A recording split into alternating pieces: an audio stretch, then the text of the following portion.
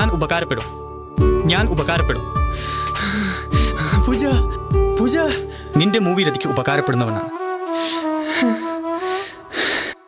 പൂജ, നീ ഇനിയും ഇതേ മനസ്സിൽ വെച്ചുകൊണ്ട് അനാവശ്യമായി നമ്മുടെ സന്തോഷം നശിപ്പിക്കരുത്.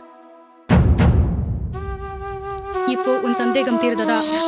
കഴിഞ്ഞു പൂജ. ഈ ഡോക്ടർ ഒരു ആഴ്ചക്കുള്ള മരുന്നുകൾ എഴുതിയിട്ടുണ്ട്. ഒരു ആഴ്ച ഉപയോഗിച്ചാൽ മതി. என்னை ரூமுக்கு அழைத்து போகுவாயா? நிறைய அழுதுட்டு சோர்வாக இருக்கேன். ശരി വാ.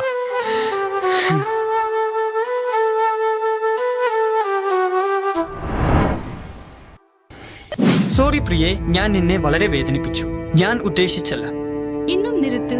எனக்கு கேட்கவே மனசில்லை. உன்மேல் உனக்கு சந்தேகம் தீர்ந்ததுதானே? பார்த்தியா என் காதல் என்ன செய்துச்சு என்னை? நீ இவ்வளவு செய்தாலும் கூட மறுபடியும் நாய்க்குட்டிகள் மாதிரி உன் மடியில் படுத்திக்கிட்டேன்.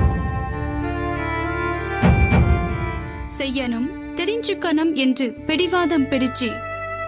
ஆனா இப்படி செய்தால் நான் எவ்வளவு வலிக்கப் போகிறேனோ தெரிந்தும் உன் பிடிவாதத்துக்கு அடிமை ஆயிட்ட.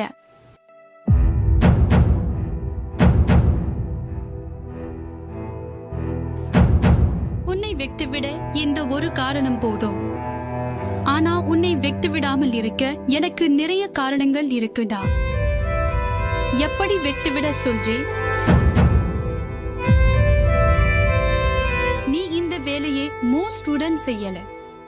பிடிவாதத்தோட செய்தாயினோ இங்க அர்த்தம் ஆகுது. அபி இங்க வரைக்கும் டிரான்ஸ்பர் ஆகணும். நேரம் ஆகும் இல்லடா.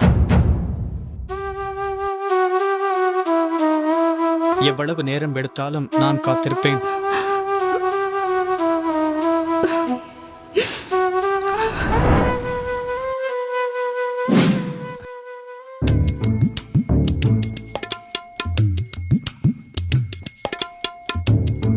எல்லா நகேஜும் ஒழுங்குபடுத்திக்கிட்டு கிளினிக்கு வந்தேன்.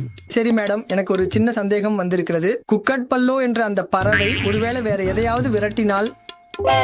தேப்லெட்டுகள் கொடுத்தோம் இல்ல, இவ்வளவுன என்ன பெரிய விஷயம் நடக்க முடியும்? அந்த நேரத்துல அந்த பறவையை பிடிக்கிறது யார் என்று எனக்கு புரியவில்லை. இந்த கேள்வி எனக்கு தொடர்ந்து தோன்றுகிறது. அதுதான் விஷயம் பாவம். பப்புனோ பசங்க ஏழைப்படியில் இருக்காங்க. உடை குறைவாக போர்த்திக்கிட்டு இருப்பாங்க. இந்த துன்னிஸ் பையன் ஆவேசத்துல ஆரம்பிச்சிருப்பான். அவங்க கழுத்துல கட்டிக்கிட்டு. ஒரு தடவை வந்தது மேல் என்னை பொறுத்துக் கொள்ள முடியலை மேடம். ஒரு நாள் என்னையும் மேடம் இப்போது இந்த சூழ்நிலையில அதனால்தான் விரட்டி விடுவாங்க. யாராவது ஒருத்தரை விரட்டினால் அந்த நபரை பிடிப்பது யார் என்பது எனக்கு புரியல. கூக்கட்பல்லில் இருந்து உன்னை எதிராக விரட்டினாங்களா? இந்த கேள்வி எனக்கு தொடர்ந்து தோணுது.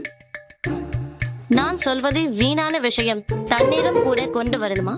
பாவம், துனேஷ்க்கு தாகமாக இருக்கிறது போல இருக்கிறது. சர்தார் உள்ளூர் பையன்.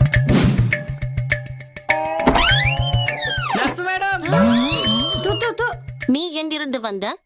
ஒன்னும் இல்ல நர்ஸ் மேடம். அந்த மூதாட்டி இன்றைக்கு கிளினிக்கு வர்த்தாங்களா இல்லையா என்று தெரிஞ்சுக்கலாம்னு வந்தேன் மேடம். அது ஒன்றும் பெரிதல்ல. இப்போது அந்த முதலை கிளினிக்கு வரலை என்றால் நீ தைரியமாக எல்லாவற்றையும் கழற்றி சூடாக நல்லா குளித்து வா. Thank you madam. அந்த மூதாட்டி தாக்கத்துக்கு எரப்பன் உடம்பு முழுக்க நடுங்கி போயிருக்கு போல இருக்கு.